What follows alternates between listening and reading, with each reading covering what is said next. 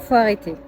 Là, il faut arrêter. Je pense que c'est important qu'on puisse lancer un sujet sur la notion d'expertise.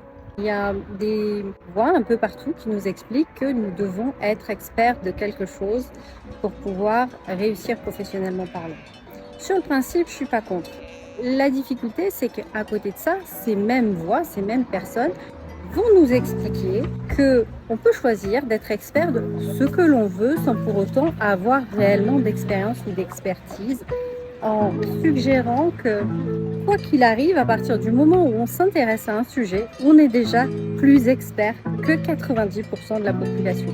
Je trouve ça extrêmement regrettable de poser ça comme ça. Je peux comprendre que certaines personnes aient des difficultés par rapport au syndrome de l'imposteur, mais pour autant, ça me semble très déplacé de suggérer que n'importe qui peut être expert de n'importe quoi sans avoir une quelconque expertise.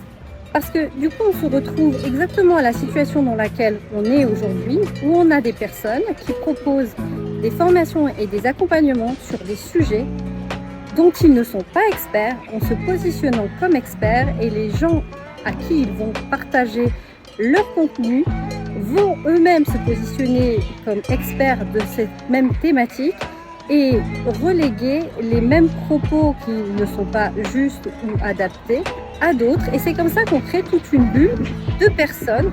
Mais comme beaucoup de monde vont partager les mêmes informations, cela crée une fausse croyance, cela crée de fausses vérités qui ensuite vont être reléguées par le bouche à oreille.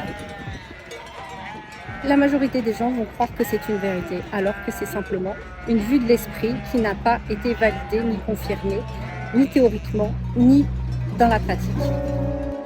Voilà, je voulais inviter chacun à un petit peu d'humilité et à prendre le temps de s'introspecter et de faire le point par rapport à ça et comment on utilise ces fausses expertises pour essayer de se positionner et de vendre certains produits et certains services.